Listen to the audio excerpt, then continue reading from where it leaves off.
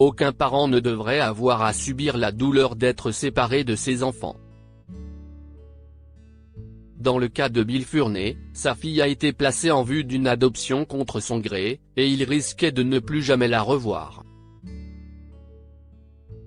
Bill vient de se doucher et entre dans le salon lorsqu'il remarque que sa petite amie Marilyn est au téléphone avec quelqu'un. « Mais tu es sûr de toi? Et si Bill l'apprend ?»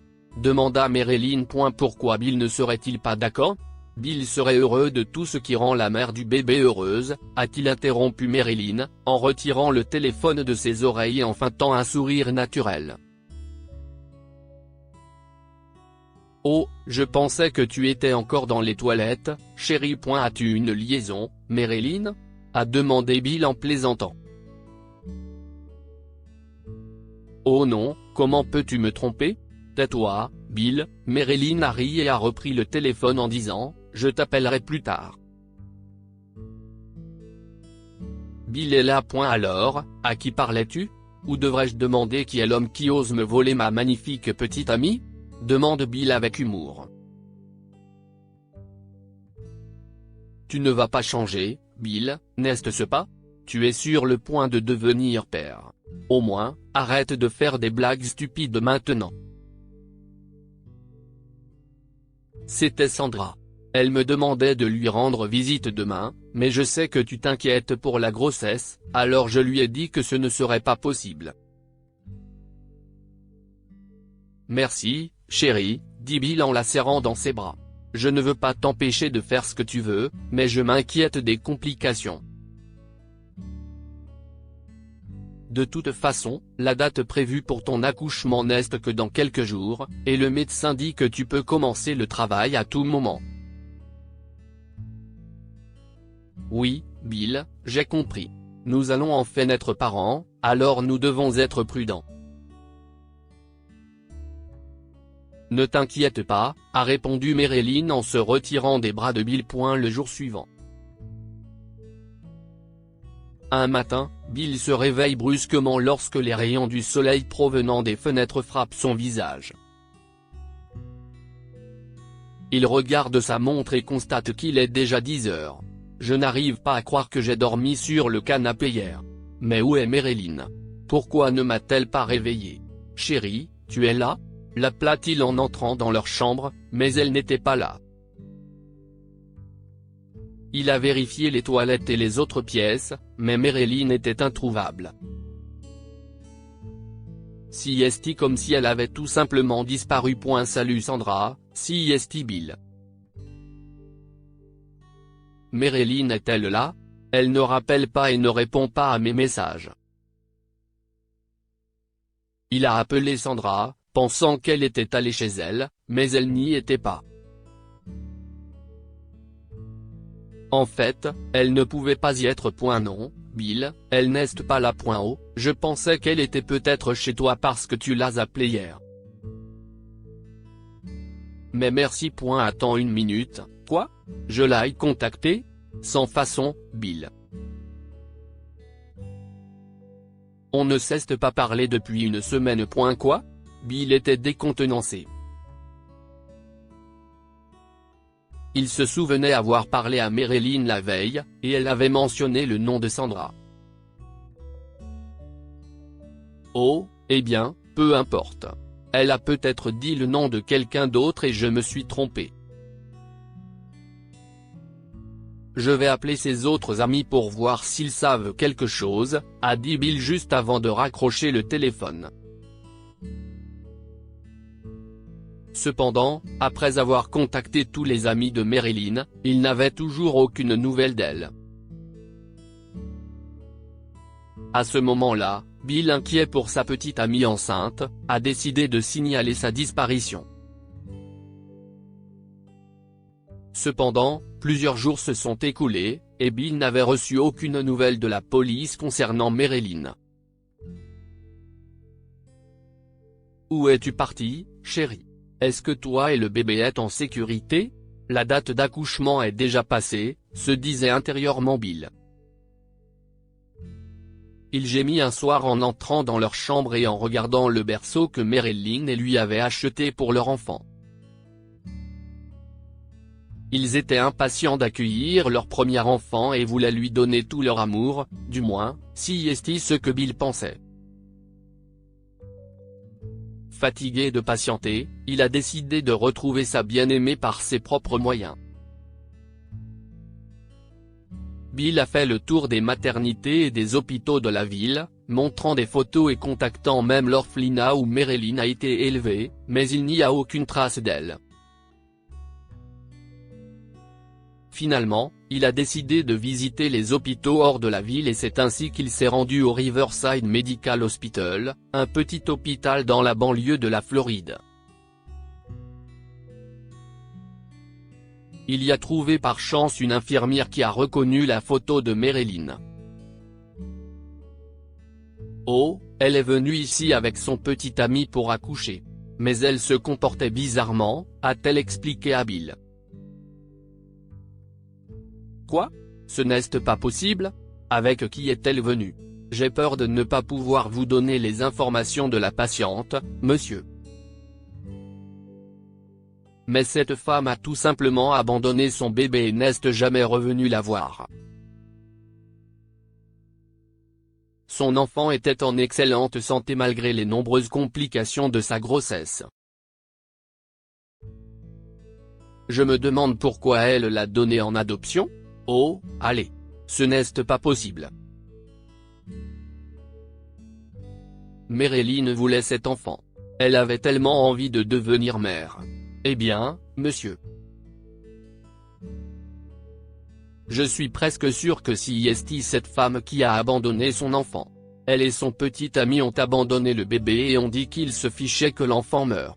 Ils voulaient juste s'en débarrasser. Je ne peux pas croire ce que j'entends. Je n'arrive pas à croire que Marilyn ait abandonné notre bébé, dit Bill en retenant ses larmes. Au moins, pouvez-vous me dire où se trouve l'enfant? Je suis son père biologique. Aidez-moi gentiment à retrouver ma fille. L'infirmière n'était pas autorisée à révéler le dossier médical du bébé. Mais son cœur s'est serré quand elle a vu Bill dans une telle détresse. Monsieur, je vais vous montrer le dossier. J'espère que vous trouverez votre fille, mais personne ne doit savoir que si c'est moi qui vous l'ai donné, dit l'infirmière en conduisant Bill dans la réserve où sont conservés les dossiers des naissances. Bill acquiesce et la suit en silence. Le bébé a été transféré dans notre maison de retraite il y a quelques jours, et un couple a déjà demandé à l'adopter. Son nom est Madison, dit l'infirmière en feuilletant les documents. Pourriez-vous me donner leur adresse? Je sais que vous n'êtes pas censé le faire, mais si est la demande d'un père. L'infirmière vérifia si quelqu'un se trouvait à l'extérieur de la réserve et tendit à Bill un morceau de papier sur lequel figurait l'adresse du couple. Bill la remercia pour son aide, lui donna quelques dollars et sortit discrètement de l'hôpital avant que quelqu'un ne le remarque. Cependant, lorsqu'il est arrivé à l'adresse, il n'a reçu qu'une moquerie. Foutez le camp d'ici. Je ne vais pas changer Davis. Et quelle preuve as-tu que tu es le père biologique de Madison? Colton Morale, le futur père adoptif de Madison, ne prenait ainsi à Bill. Je ne mens pas. Si vous ne me croyez pas, je peux faire un test ADN avec mon bébé. Arrêtez de l'appeler votre bébé, et dégagez. Je m'en fous. Colton a hurlé et s'apprêtait à fermer la porte au nez de Bill lorsque sa femme Linda est intervenue. Chérie, nous devrions au moins écouter son histoire. S'il dit la vérité, nous n'avons pas le droit de séparer une fille de son père. Merci. Merci beaucoup. Bill remercia Madame Morale alors qu'elle le conduisait à l'intérieur et lui offrait une tasse de thé. Bill leur a raconté toute l'histoire et finalement, ils ont accepté de faire un test ADN, qui a révélé que Bill ne mentait pas. Finalement, Colton et Linda ont décidé de retirer leur demande, et Bill a pu ramener sa fille à la maison. 9 ans plus tard. Bill raccompagnait Madison à la maison après l'école quand il a remarqué une femme frêle, sans abri, qui faisait l'aumône dans la rue avec un bébé. Bill s'est approché d'elle pour lui offrir de l'argent, mais en regardant de plus près, il n'arrivait pas à croire que cette femme était Marilyn. Il s'est avéré qu'elle avait trompé Bill et voulait fonder une famille avec son nouvel amant. Elle a donc laissé Madison à l'hôpital et s'est enfuie. Mais lorsque son soi-disant riche amant a découvert qu'elle était enceinte, il l'a quittée pour une autre femme et l'a chassée de la maison. Elle s'est excusée auprès de Bill et l'a supplié de la reprendre. « Je suis désolée, Bill. S'il te plaît, pardonne-moi. Si est notre fille, n'est-ce pas ?» demande-t-elle en regardant Marilyn. « Elle est magnifique. Papa, pourquoi cette femme m'appelle-t-elle sa fille ?» Madison demande à Bill. « Je suis désolé, mais ma mère m'attend à la maison. Elle s'appelle Rose. »« Tu la connais ?» demande-t-elle à Marilyn. Les yeux de Marilyn s'illuminent. « Tu vois, chérie. Comme cette femme est malade, elle nous a pris pour quelqu'un d'autre, » explique Bill. « Prends cet argent et donne-le-lui. Maman doit nous attendre à la maison. » « Ok, papa. » Madison a dit en fourrant l'argent dans le petit chapeau devant Marilyn.